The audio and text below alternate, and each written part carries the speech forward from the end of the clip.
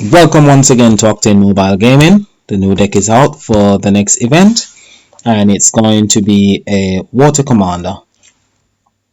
Now let's jump right in and look at the cards. So we'll start with the Master Collection card, which is this one, and it's called Dynamite Dougal, and it's attacker human, and 300 damage and HP for all water human. That's expected. Increase human attack by 50% plus an additional 10% per 10 human intensity up to a maximum of 500% for one turn. If you have 8 water power gem 1s or higher on the board, this is increased by 10 times. Charge rate 9, cooldown 6. I think the charge rate is okay, but I think the cooldown could be about 4 or 5. Passive, Gone Fishing. Every 3 turns, create 6 water power gem 1s. If you are resilient, this is increased to power gem 2s. And it uses human intensity.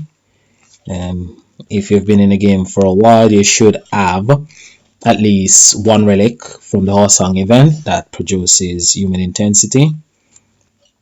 Your support card at 6 stars. This is a 6-star stat. Become immune to enemy damage for one turn. If hit by enemy attack while immune, heal for 5% of recovery per 5 human intensity. Charge rate 9, cooldown 5. So this one is a 5-turn cooldown, while the Master Collection cards a 6-turn cooldown. The cooldown on these cards seems a bit high. Each time this hero attacks, this is the passive. It creates 5 water gems plus 1 additional water gem if resilient is active, and increase human intensity by 5. And that's your support card. Your event card is this one, and it's called High and Spine Night Horse. And as usual, its leadership skill is 4 GVG. Battle skill will be similar to the one of the Master Collection card, which is increase human intensity by 20%. This is a 5-star card, so all these stats will change when it gets up to 6-star. Plus an additional 10% per 25 human intensity up to a maximum of 300% for one turn. If you have 8 water power gem 1s or higher on the board, this is increased by 10 times. Charge rate 9, cooldown 6, just like the Master Collection card. Every 3 turns, create 3 water power gem 1s. If you are resilient, this is increased to power gem 2. Now this is your ultra rare, and this is the 5-star stats for the ultra rare. And what your ultra rare does, it becomes immune just like a support card to damage for one turn. If hit by the enemy attack while immune, heal for 5% of recovery per free human intensity. If attack while immune, become resilient. So this is the card that generates resilient that your Master Collection card and your event card actually speaks about resilient, and I think your support card spoke about resilient as well. So it's gaining 10% damage reduction for free turns, so it reduces the damage taken for free turns when resilient is active, and you become immune for one turn. Charge rate 9, cooldown 5, just like a support card. So power shot is your passive. Each time this hero attacks, it creates 3 water power gem, 2 power gem 3 plus 1 additional power gem if resilient is active, and increase human intensity by 8. So your ultra rare does quite a lot, and should do, because it's a very difficult card to obtain unless you've got the cash to splash.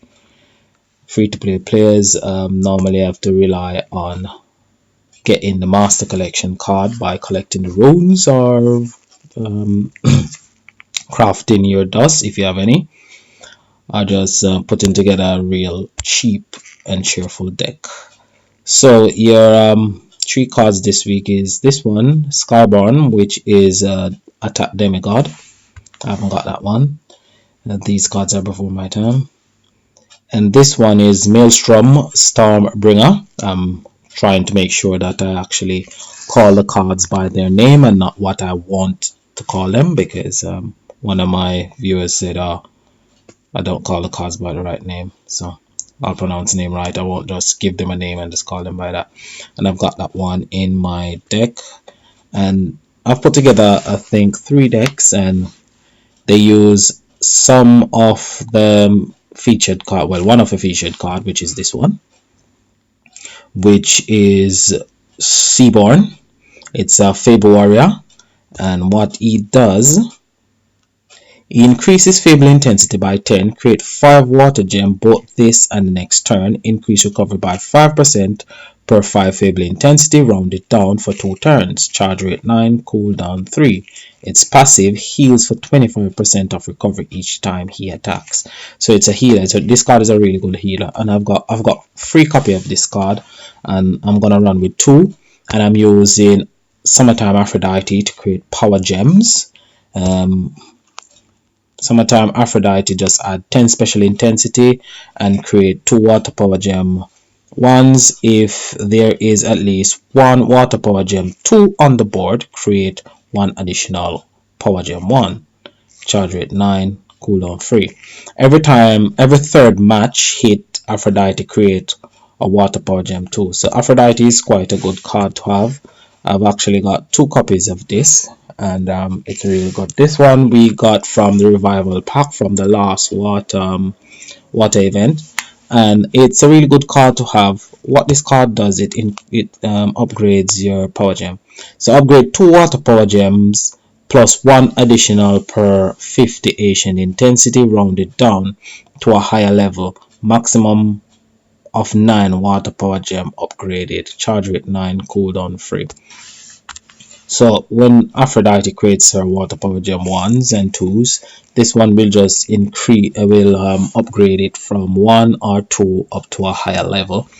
So as its intensity increase, I've got 1 relic for that card, which is the Cobalt Blade, which will increase its intensity. I've got 3 Fable Relic to increase the intensity for Seaborn, so that he can keep my deck alive. And I've got 1 the Splash Blaster for Summertime Aphrodite. The next deck that I'm running is this one.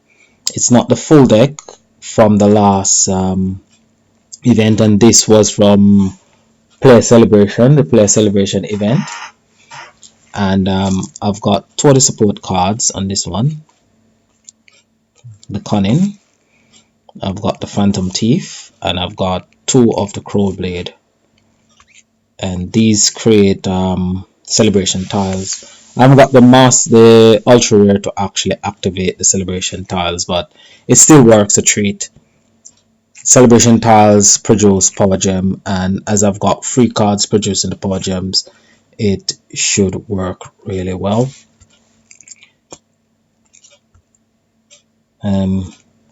This card increases curb intensity by 10, create 5 water gems, and its passive heals for 5% of maximum HP. So this card is a really good healer. I got 2 copies of these. I actually wanted 3 copies, but I'm happy with the 2 copy. So this deck is one of the decks that I'll be running, and I've got 1 more deck, which is this one, which features this card. This card is a card that I got from the support pack when I just started playing. This was the first event I actually played featured these cards. I got 2 cards from the pack. I got that one and I got this one, and it took me months to upgrade these cards to 6-star because I wasn't in a very good guild, so I didn't get any gifts. So I was on my own doing everything, so I didn't get the boxes to upgrade my support card. So it took me months to actually go in dungeon and get all the catalysts that I need to upgrade that. But I'm in a really good guild now, so I get all the boxes and all the gifts.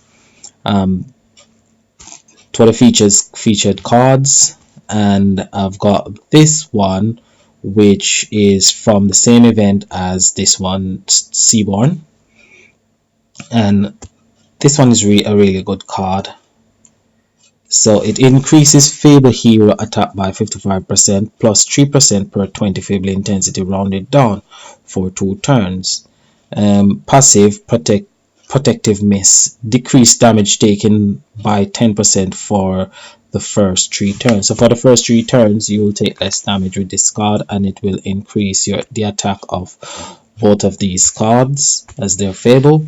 And this card will just produce water gems, so it creates one water gem both now and for the next 2 turns, plus 1 additional water gem per 20 spirit intensity rounded down. And the next card from that deck is this one, which is Ship's Blight, and what he does, he is a new card. So he generates 5 spirit intensity and attack for 3000% attack, plus 1500% for every 5 stack of spirit intensity rounded down. If there is at least 1 water power gem on the board, attack a second time. This ability can be used every turn. Charge rate 5, cooldown 1, as you would expect from a very good nuke card. So I haven't put the relics on this deck, but those are some of the decks that are cheap and cheerful, budget friendly, as T-Bone would say, but they are cheap and cheerful. And if you haven't got a lot of cards in your deck, as I haven't got a lot of cards in my deck, you can put together a few of these cards which are support cards. Now this is another one that I put together, and this is featuring a support card from, I think this was the event that featured Wendy. Yeah, I think it was A Mother's Strength. The event was called A Mother's Strength, and this is a support card. It's a Hana card, and it generates 2 water gem both now and for the next 2 turns, plus 1 additional water gem per 20 Hana intensity rounded down. Charge rate 9, cooldown 3. Increase power of certain skills, that's your Hana intensity. Increase Hana intensity by 5.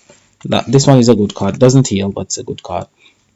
You got your Summer Aphrodite producing your power gem, and you've got your Clowblade producing your Celebration Tile, which produces power gems as well. And you've got this one which I showed you earlier, and those are some of the decks that can be used. They're mostly featuring support cards, so at least you can create a deck using just purely support cards. Hopefully this event will be a really good event. I'm not too sure about the deck. Well, I've only got 2039 gems, and I haven't got much gems to actually invest in this deck, so I'll be getting the relic, and I'll be getting a second copy of the support card, and I'll see how I do in this event. Hopefully I can do quite well, and yeah, see if I can get back up to Kings League with this account, because I think I'm down to Paladin. Anyhow, from High Octane, I just saying have a great day. Thanks for watching. Leave a comment, subscribe. Have a great day. Peace.